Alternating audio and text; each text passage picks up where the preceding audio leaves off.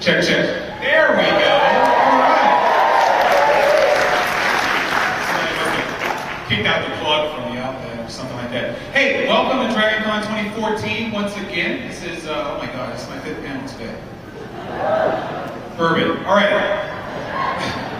Stupid question. How many people are here at DragonCon for the very, very first time? I'm going to ask you guys this question again tomorrow going on. My biggest panel tomorrow is the James Gunn panel, so hopefully you guys will show up for that. We're going to kick ass in that panel, so come on out and take a look at that. My name is Mark Lee. I'm one of the moderators for DragonCon. I've been doing this for a while, as well as other conventions around the world, actually. But you are here for a very, very specific reason. It's really interesting. Out of the number of years that this series has been off the air, there is still a massive amount of fandom, which isn't unusual if you want to like keep up with Star Trek, things of that nature. There are fans who stay in existence who remain loyal forever, and for that, I'd like to thank each and every one of you guys for showing up. Let's get this thing rolling. You guys excited to see these?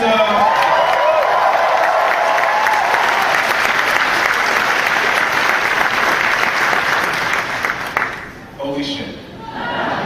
Okay, stand up.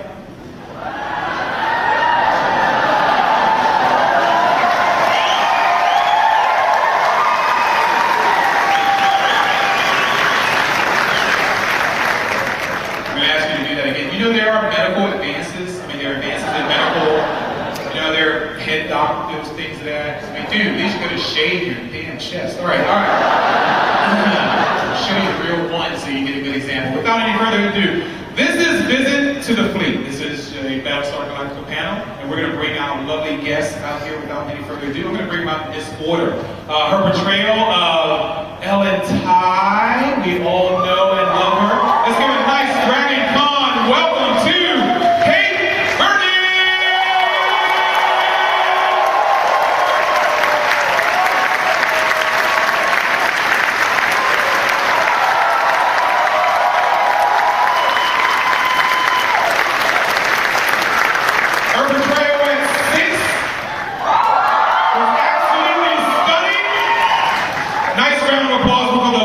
Tricia, Helfer. Do me a favor, please stand and salute.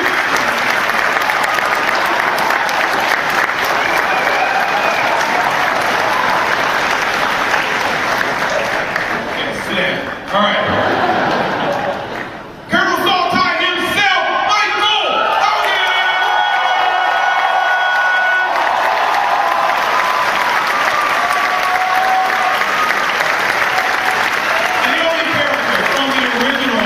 Series that started it all, that began it all. We know him then as Apollo, but here we know him as Tom Zarek, Mr. Richard Hatch.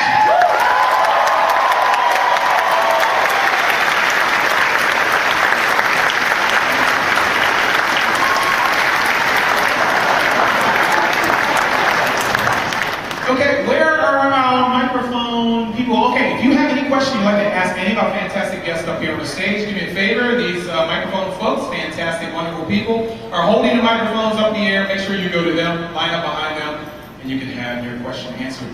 I'm going to sit down with you guys for a little bit. I hate hogging this up. You guys are the guests. I'm not, but they make me do this sometimes. How you doing? Will you write right here? Will you write? Well, we have notes here, so I think you going to make notes? What's his name? Test your mics, make sure everything is all fine. Hi, Tricia. Hello. Hello. That was loud. Why aren't you in the break, guys? Hello, lovely Kate. It's working. Hello, Mr. Hatch. Hi, how you doing? How you doing, brother? So say we all. All right, so say we all. Oh, you started it now. So say we all.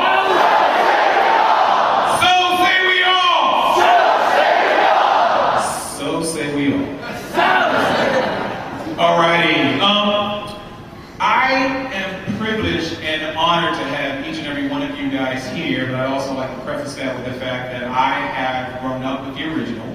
I saw it from day one. I still remember the ads. How many people raised their hand remember the commercials for the upcoming Battlestar Galactica series back then? What was that, 1980, Richard? What year was that? Do I have to tell the truth? Yes, you did. Wait, 79, actually. 79? I was No, wait, 78, 79. 78, 79. Yeah. Okay, I was... I was 5. And you aged gracefully. I look good from a distance. Well, you were fantastic as Apollo back then in the series from the 70s, and we really appreciate the mark that you left on us. Many of you guys, how many fans of the original are still here in the audience? Okay. And how many people did not get involved with Galactica until the newer series? I go both ways. Oh, yeah. Yeah, the rich guy goes with it. Well, let's start with the ladies, as precious as they are. It's Vernon. How have that series changed anything in your life or in your career, if it did at all? Wow. Hi everybody. You're deep back there. This is amazing. It was such an amazing journey for me to be on Battlestar, because I was only supposed to do 2 or 3 episodes. So the fact that I carried on and continued on with the show and then circled to be the 5th Silence was an incredible journey for me. And that the show has, it's always been iconic, that our show is as well iconic, and to be a part of that, and then to be the 5th Cylon was more than, like everything I wanted, but more than I would ever dream of dreaming of. And so for me, it's like incredible to be a part of this. I'm part of something that is quite fantastic and that is historical, and that I'm proud of on every level and loved so much. It's very rare that we get to go to work and love everybody, and can't wait to read what the writers have written. A lot of times I go, oh God, I have to say this. It's like not well written stuff. And this was delicious from the get-go. And the other really cool thing for me is fan interaction. The thing that brought to my life, the show brought to my life, is you guys. It's not like we get to do this for regular television shows or regular movies, really. So it opened up a whole world of really getting to know the fans, which I'm just hugely appreciative of.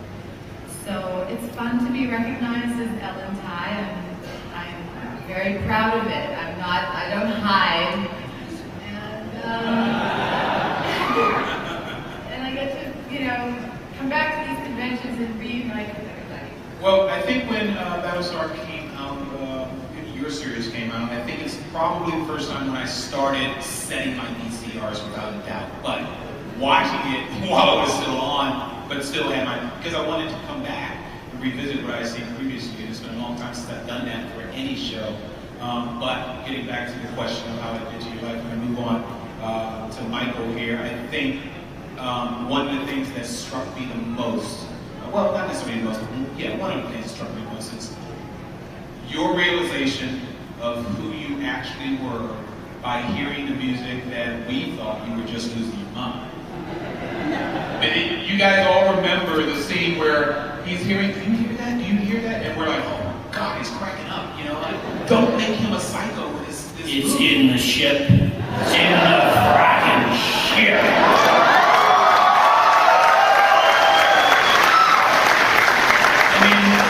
The original question of Battlestar Galactica, how did it affect you? Who would have thought that right at the beginning of shooting it, that all of us would be here and we'd be having such a reaction to that line and numerous other lines.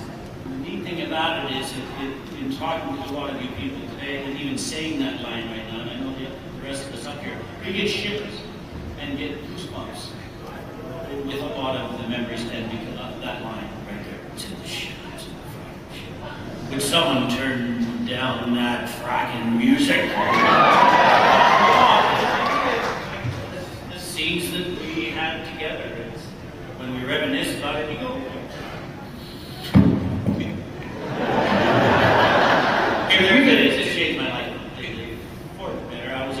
37 years, and happily so before Battlestar Galactica came along. So it was not lost on me, the value of it, and what a gift. I felt so seriously. I didn't hear the music. You're not supposed to. Really? I think in all honesty, you know, on some shows, a term that started Happy Days with jump the shark. You guys did not know jump the shark was a term that happened in Happy Days. It's Fonzie literally water skiing over a freaking shark, jump the shark, and that's when they knew the series was going downhill. I have not seen any indication whatsoever from this series of them jumping shark in the shark. In fact, the longer they go on, we saw more quality-oriented scripts and storyline, and it was really freaking me out. I mean, I used to have a fro. And I'm like, yeah, you know. But I ripped it out. I want to know, before we get to the questions, and hopefully you're lined up out there in the audience, I can't really see it from here. Okay, I see one. It had to be a really interesting conversation amongst your cast and the writers, or you individually and the writers, when literally Michael and Kate, they said to you, guys, we came up with an idea. What was the reaction when they said, you're not who you think you are? We go out, but I was not happy. I thought it was a cheap shot. I thought the idea of making Saul high. Cylon was just a surprise factor, but Ron Moore came up and we talked about it in the long run. I'm very proud of the fact that they made Cylon. I think it was a brilliant choice because if he is not the oldest human being literally alive, he is certainly the one with the most power. There's only 30,000 of us left, so he could be one of the oldest ones alive. He is the most human, the most loyal, such dignity, and very dangerous because he fought the original Cylon. So in fact, he is on the other side. We're in trouble. It was your brother. Okay, how about you? Well, I was dead when I found out that I was the fifth Cylon. I didn't just find out I was one of the Cylons. I found I was dead. I found that I was the fifth Cylon, and that was a brilliant, unbelievable, deeply emotional moment for me. I was trapped in traffic in Los Angeles on Sepulveda, going 0 miles per hour, and Ron Moore phoned me and said, you know, you're going to have to come back and work for us as the fifth Cylon. And I was furious with him because I thought he was tracking with me. And he said, no, you're coming. Like, stop it, this is horrible, this is torture. He said, no, you're seriously coming back. And then it was like, you know, really, I couldn't go anywhere. I'm stuck in traffic, and I had a good hour with him on the phone to talk about everything.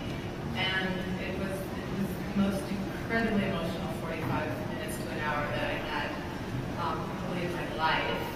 And he gave me the whole download, and then told me not to tell anybody. We all knew. Seriously. We all knew. Seriously. And Kate, you honestly did not tell anyone, did you?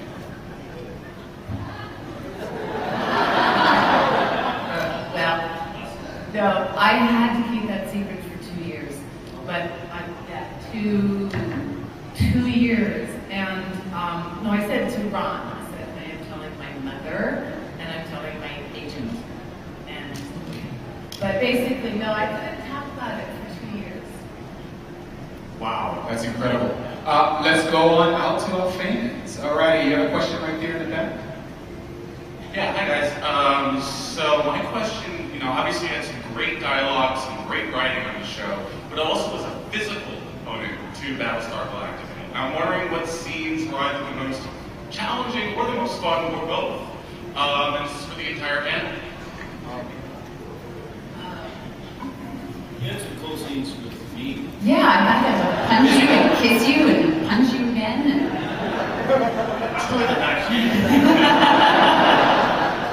Yeah, I remember that.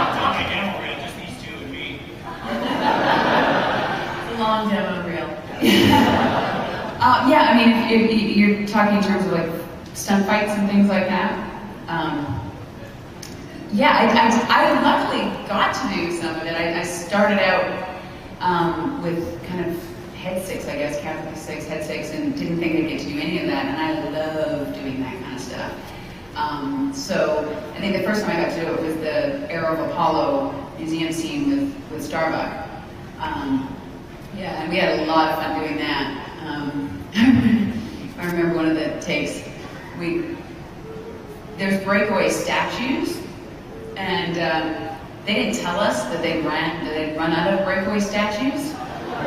So I just chucked or kicked Starbuck into one. I didn't really kick her, but you know, you connect and push her really hard. And she hit the statue. It wasn't breakaway. Yeah. So then she swiped me with Arrow of Apollo, and I think it's the tape they used because it just grazed my chin. Just missed it. And you see me going, whoop. But it took us about a day and a half to film, and it was a lot of fun. So of course I remember that one because that was the first one I got to do. Gosh. Yeah. It's fun. It's fun, that's all I can say. You really kicked ass in that series. You know, I'm impressed. We have another question? Where are you, on this side? There you go. Hi. Hey. So, Michael was talking about reminiscence, you know, just the goosebumps that he gets from looking back. Obviously, this was a special experience for each of you. This crowd, and year after year, I mean, the passion shows that it's a rare experience. And my question is for each of you as actors. I mean, do you just sort of accept the fact that that's as good as it's going to get in terms of a special experience for the show? Not in your performances, but I mean, just in terms of being part of something like that.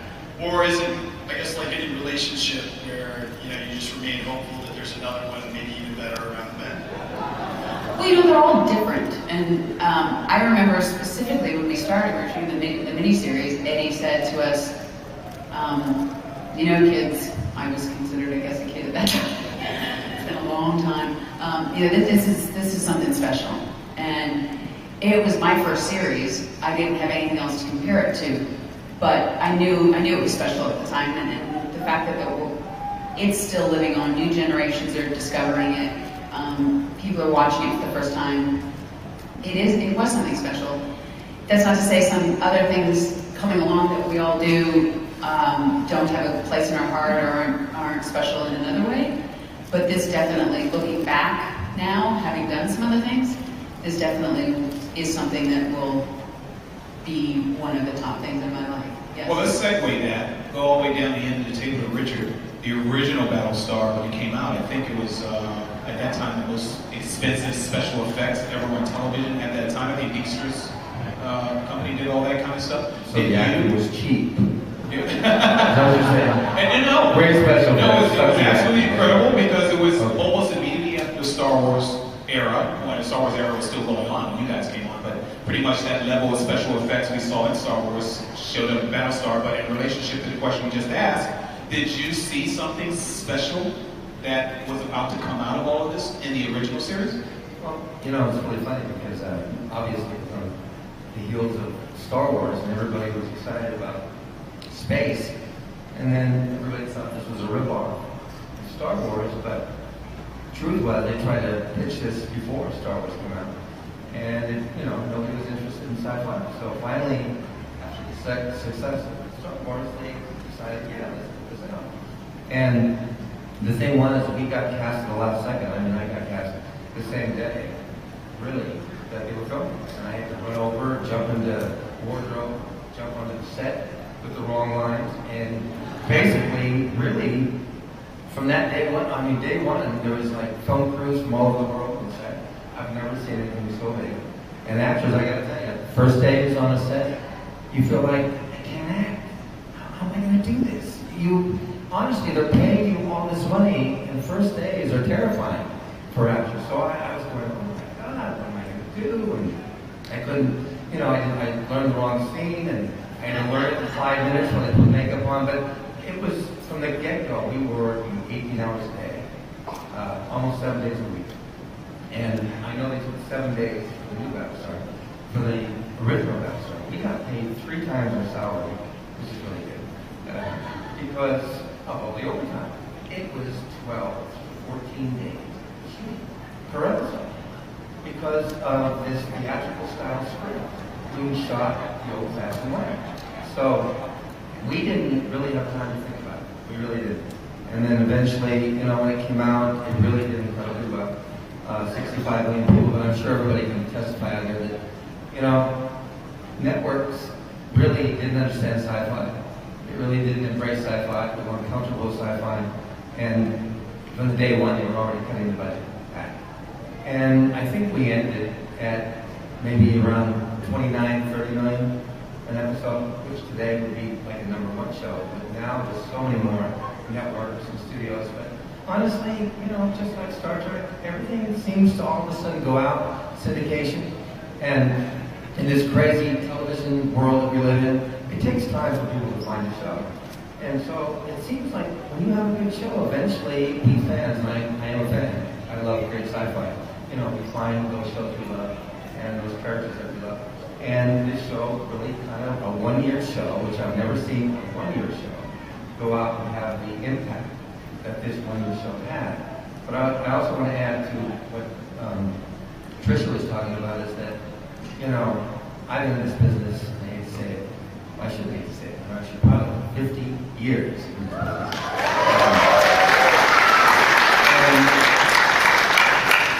You know, we take things for granted, and I'm sure everybody gets up and talks about this show and how great it is, and you know, but the truth is, it's rare to find a show like this.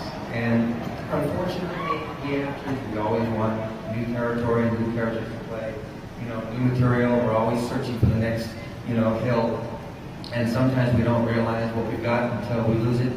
And honestly, you know, getting on this show, this was one of the most extraordinarily well-written, produced, acted, and the crew, the cast, everybody on the show was just absolutely amazing. And I am sure many of the actors that were in a hurry to play that next character to one of that movie, but I'm sure many of them are looking back and realizing that this was a once-in-a-lifetime experience, and one that we will never forget.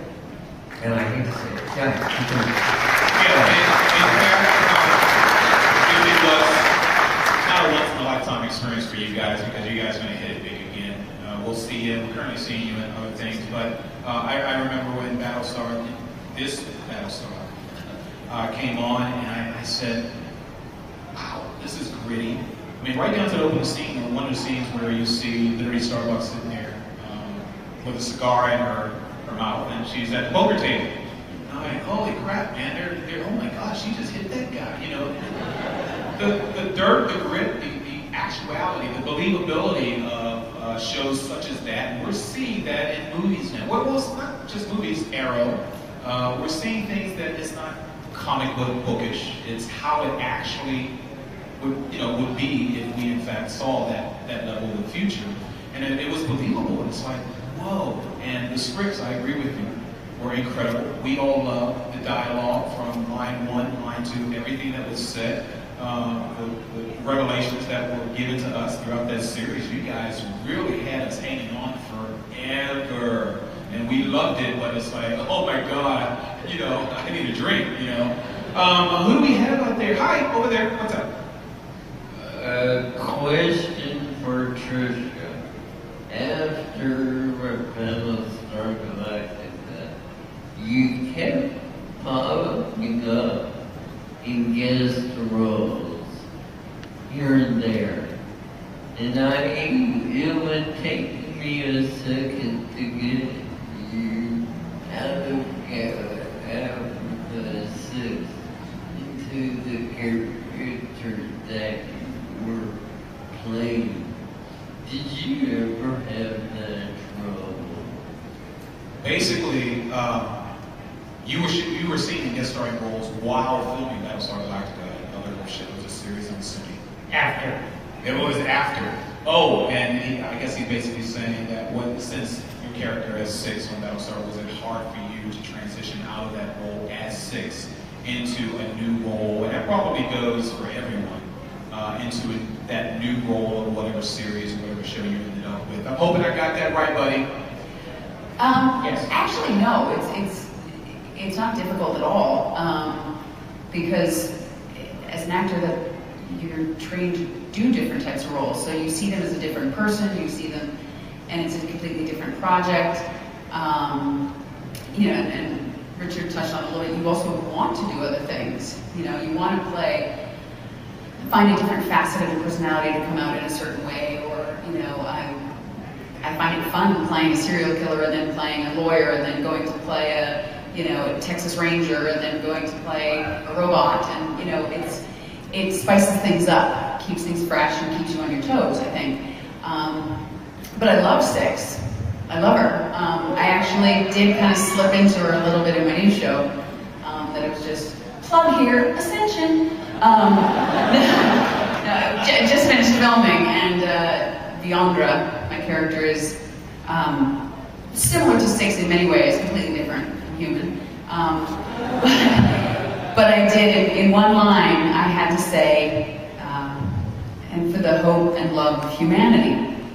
It was a pledge. It has nothing to do with Battlestar at all. But I was saying the line, and I kind of turned to my co-star, and I was like, humanity, or whatever. I turned into Six, like humanity's children are coming home, or whatever it was. And I totally said it wrong. I was supposed to be giving like a pledge of allegiance, and I turned to him like in Six mode about humanity's children. He was looking at me. He didn't watch Battlestar, so he didn't know. And I went, I just turned into Six. Do you do that in real life though, with your partner or children or anything like that nature? Yeah, children, my apologies. But do you do that in real life? Do you guys find yourself going into character at the grocery store line, to the poor cashier, especially Michael? Michael, have you ever? Only when necessary.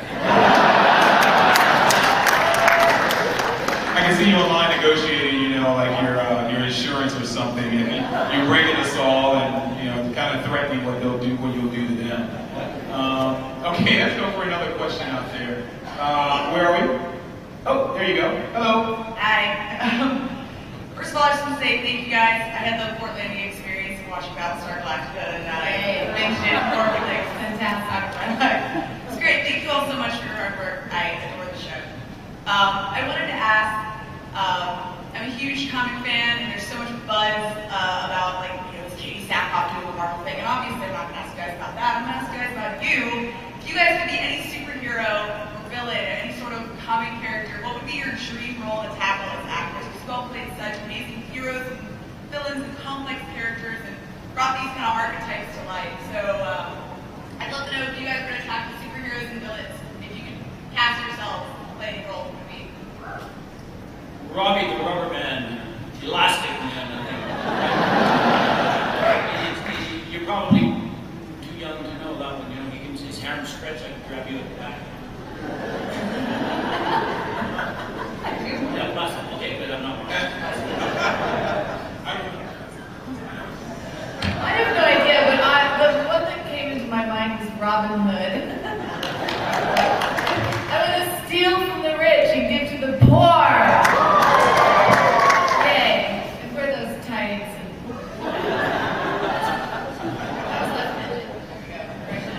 I can see you swinging through the forest on a big tree limb, going, welcome to Sherwood, and throwing your hair back, and all right, Richard, superhero, man. Who? God, that's hard. You know what? I mean, so many characters fly, right? But nobody sails through the air like Spider-Man.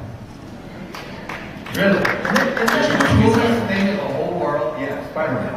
Right, Spider-Man. Gosh, it's pretty easy for me. I think I've been asked this a few times, and it's always the same answer because I'm a huge cat fanatic. So I don't think there'd be any Catwoman. I mean, I am part of that, so yeah. I can definitely see this one. In fact, you're at DragonCon, and if you'd like to have a costume, I'm sure that we can wrangle something up. If any of you want to offer Tricia any costume, except you guys, any costume, you go see her down in the signing room, you just give her a box, photo on it, everything, and that's the present.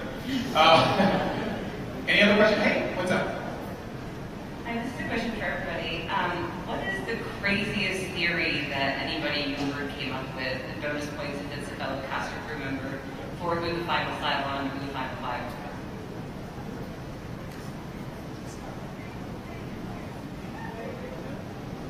You're asking who they think it could be?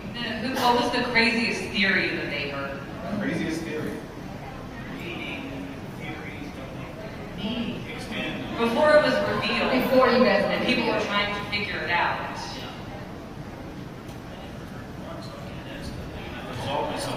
Yeah, I agree.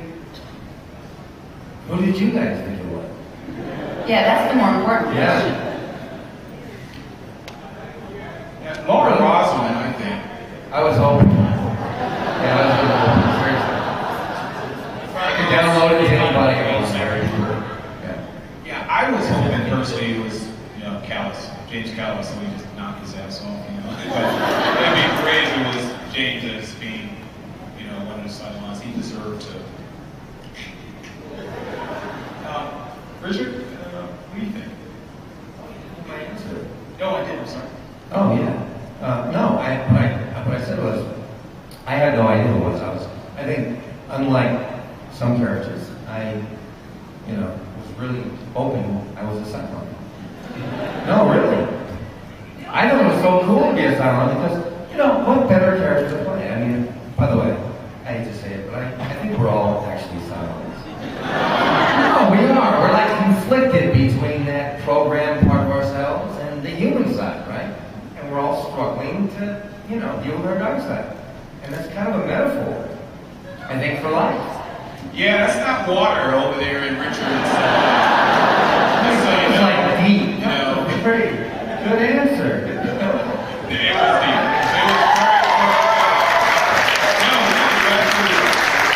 if the entire fleet, like I said, ended up being, Cylons, I mean, what's the sense?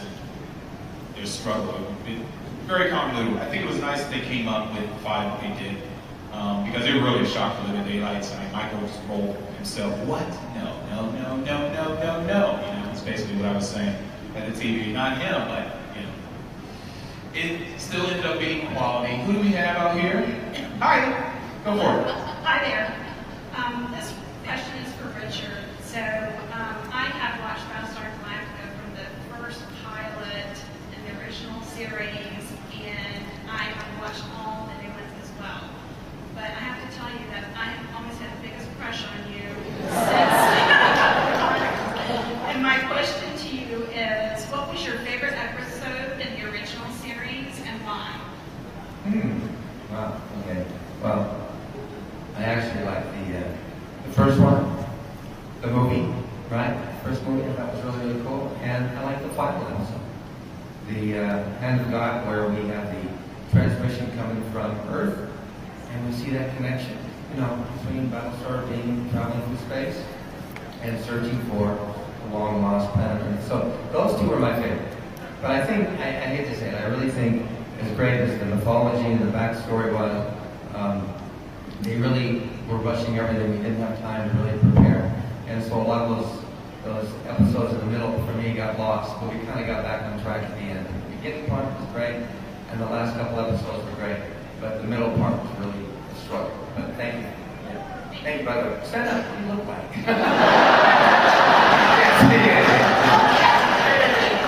I found one, okay?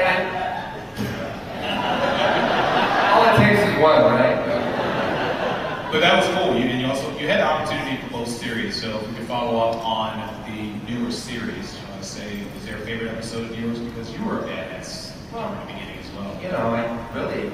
That first episode 3, when I come into the show, I mean, what a cool kind of introduction to a character.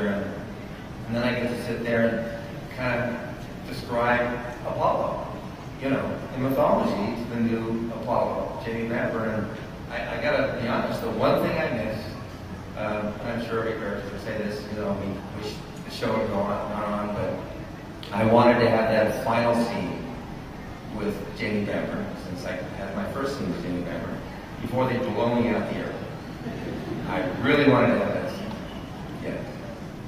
That would have been appropriate. Just because, just to kind of get into a little of the motivations. Because most of the time you never knew what he was thinking. You never knew what was really going on. Well, let me, in terms of you guys acting skill, I'm not an actor. There are probably some actors out there. I envy all you guys who are able to, pull emotions out from your gut and your feeling or whatever. And Mike, particularly, you had some scenes, especially opposite Katie, where, I mean, you're literally spitting in each other's face, you're screaming at each other, you're really calling each other in. How difficult is it to bring up literally that anger? I mean, even if I tried it myself, you could see it was fake. She's not serious. I might have to crack a smile, smirk, or whatever, but you guys were so convincing, so realistic. How, in fact, did you guys, even through rehearsal, how do you rehearse something like that? I don't think I want to go there twice,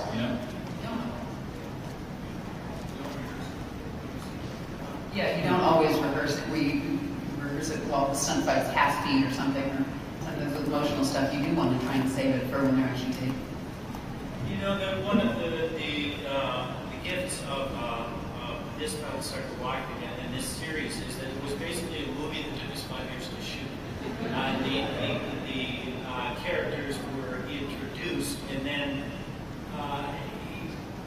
there was basically no acting required in a sense, say in the 4th season or the 3rd season, because you, the audience, the viewer, was there along with us and knew the story from the beginning. You knew about Ty's alcohol problem because we built that up over time, and the animosity between two characters. So you really, when you're doing a one-off or a movie of the week, you have to somehow get that backstory in on set that day. But with Battlestar Galactica, some of my favorite scenes were, for example, when I come back from the planet and after losing her, just be in my cell, in my room, in my quarters, by myself. I got to make her wardrobe around there and just shoot by myself. And there with the audience, you're just helpless watching what on. And just walk down in the hallway, or my re-entrance into the CIC. There was really no acting required, but we never get a chance to do that for any of that length of time. I don't know if I'm saying myself properly. Battlestar was very special to that extent because you got to know the characters. You could begin the series hating them and then start to love them and hate them again. But you were there along with them like family, right? So that itself was a gift. So the relationship between Starbuck was fascinating because when I see her down on the planet, I give her a hug. And I give her a hug because one, I have no use for Starbuck whatsoever, Ty doesn't. But my golly, there she is. She's alive. She's down on the planet. And if there's anybody I want to be in battle with or to be around, it's Starbuck. And I don't care for her personally. But we are one big family. And the beginning of the relationship was the card playing where she smacks me. Well, the lines were, we're playing cards together, and I say Starbuck. I said, well, how did you get that? Well, where did you get that? But when we started rolling, I said Starbuck. Starbuck. Where did you get that? You see, Kate Sackler didn't know me from home. I said, what the fuck? What's that old guy doing? Jesus Christ, she's nervous, we're nervous. That was the first thing none of us around that table knew each other at all, right? And so that got Katie, so she did good, either the actor or the character.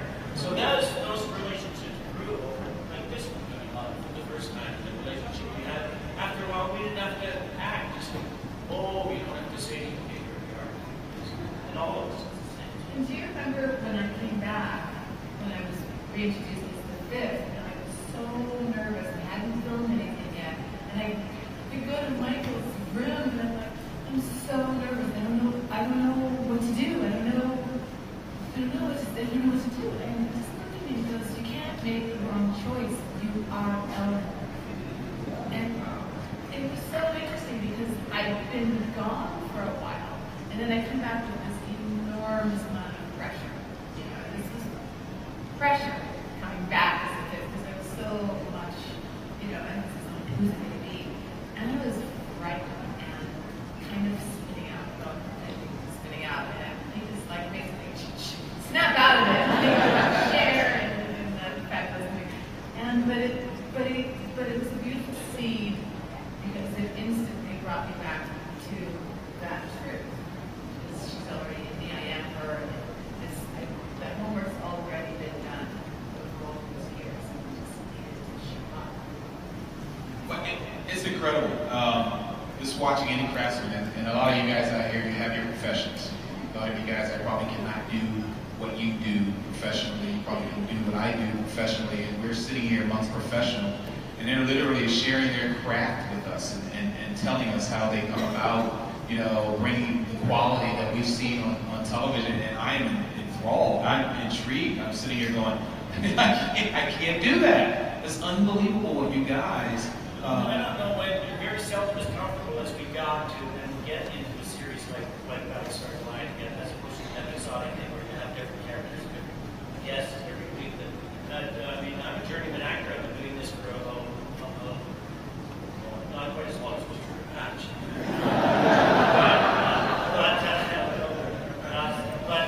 You know, the comfort that you have and your ability, because you say you need that cabinet built, well, why don't I do some old and some zebra and this or something like that. The same thing when you're acting, you're going to different things.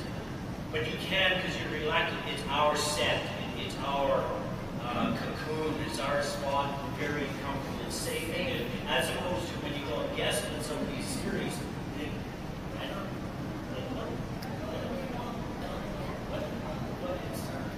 it's not an easy thing. Well, every set has its own, not only is there a tone of each individual show, every set has its own vibe. And so at the beginning of Battlestar, we were setting our vibe and our tone, and I think as a cast and crew, we all became very close. We still are very close, and I think that helped when guests did come in. We were very welcoming to them. But as you were saying, in the beginning you have a lot more work of setting up this character. First days, as you've mentioned, are always hard because you're trying to figure out who this character is, and you can see it on the paper, but until you actually live her for a scene or a day or whatever, you know. An example of my last show, I was playing Texas Ranger. We rehearsed for a week, just sitting down talking about stuff. The first scene, I didn't even have any dialogue. I just walked to my Tahoe, and the director comes over, oh my God, that was Molly. I'm like, I know, because I was living her. I was walking. I'm not going to walk down the office with her swagger, you know?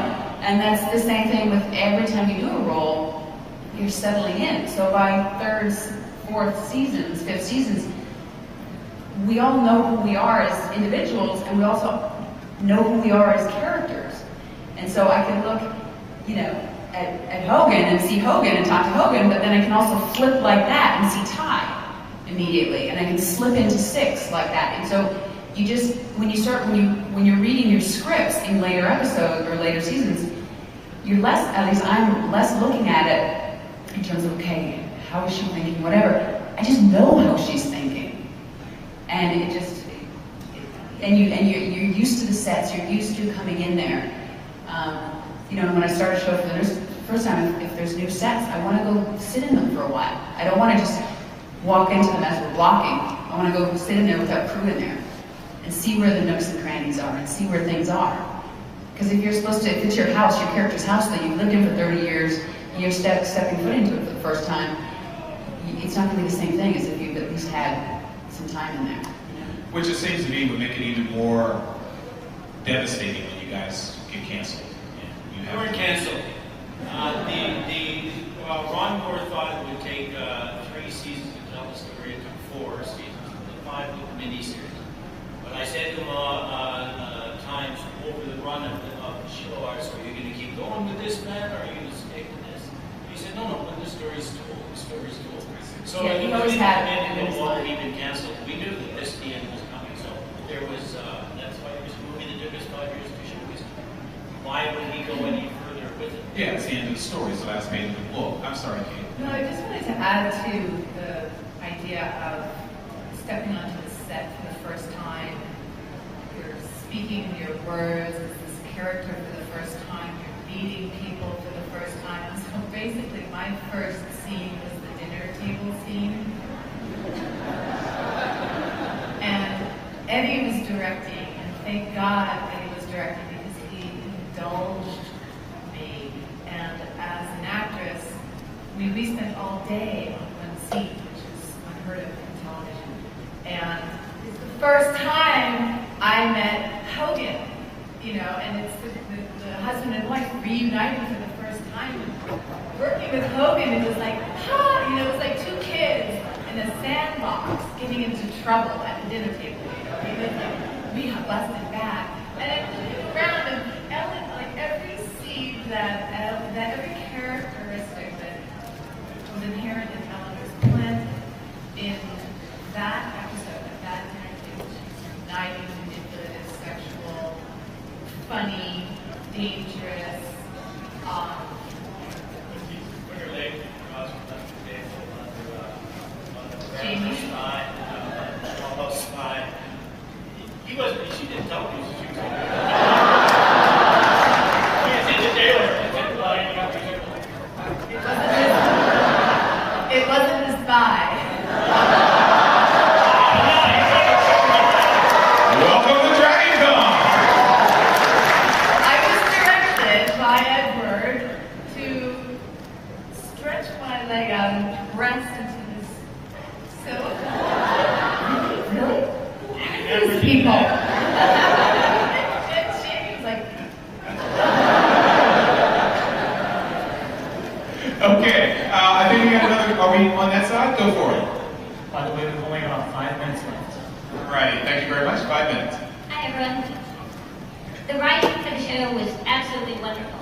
And part of what made it so wonderful is that there were all these controversial themes that you all were acting upon. And you had to deal with, for example, the drowning of the baby, the banning of abortion. I mean, these are huge issues, and they were all front and center as far as the show.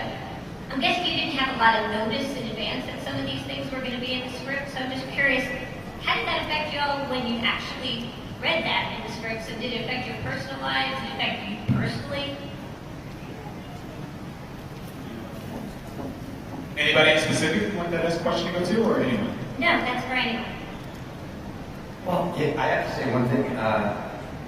We actors get very involved in our characters. What happens to the character affects us, the actor, very personally. And I got to tell you, the hardest thing I ever shot in my life was when I got the scene to kill the quorum. Seriously. And, you know, they originally had it written that the quorum was on my side. And I said, in a coup, you only take out those people who are against you, if you believe in what you're doing. And so, and by the way, that was a really great thing about this show, is that the writer-producers were always on the set, very collaborative, and they were very open to listening to your ideas. And they changed that, but I'm going to tell you, there's a lot going in there, and just, I know that looked like just a moment, it's like Sarah didn't care, but I got to tell you, those were his only friends, the only people that supported him, and he had to say, kill him, because he believed he was going to save him. So I got to tell you, that was a devastating scene for me. And when I had to play the scene with Gata afterwards, where he walks in and sees all these dead people, I had to find some way to play that scene. It was the hardest scene I ever played. And I remember finding, it's always an easy thing for an actor to go to the anger thing. And I was like pissed off. I told you, you know, if you do a coup, people are going to die. You have to understand that this is what you have to do. You can't wait, otherwise you lose. And I was ready to throw him against the wall and put him in. I did that whole thing. I was angry, just pissed off, wanted to kill the guy. And then the writer-producer, Michael Angeles, came in and goes, keep going. Let me talk to you for a minute. And he goes, just say the words. You know, just throw away everything and just say the words. And that was the hardest thing I did, was to give up that one thing that helped me justify that scene. And that made it really, I was incredibly vulnerable and incredibly having to deal with the reality of what I did. And so, yeah, I mean, these scenes can be really, really powerful experiences for actors. And, you know, no matter what you say, life affects acting, and acting affects life. The two things work together. They were very collaborative. The writers and producers and directors were extremely collaborative. So I think if there was something really big for a cast member coming up, they usually, I think, pulled them aside and talked to them a little bit, let them know something was coming up, or if they knew something in this was going to affect something they were doing later on. So I always hate with episodic TV, it's hard because sometimes you're like, well, if I'd known that, I might have played this scene 3 episodes ago with a slight different tweak or something like that. So in that way, they were good with letting you know that something was coming up, or being there to listen to you and talk about something when you did see the script, if there was something you were questioning, either how to play or just to talk it over. Very collaborative. I don't think I've ever been on a set that's as collaborative as Battlestar was. Okay, I think that is, I think we're calling it, if I'm looking correctly on the time. I don't see my people backstage, but I think, what time do you have? It's 5. Somebody said 4:30. Yeah, okay, right, buddy. I'll see you all. With that, Thank you guys. Thank you very much. we basically got time for a wrap up. That's about it. All righty, ladies and gentlemen, we're going to wrap it up right now. Thank you so much for attending. Tricia, Helfer, Hogan, Vernon,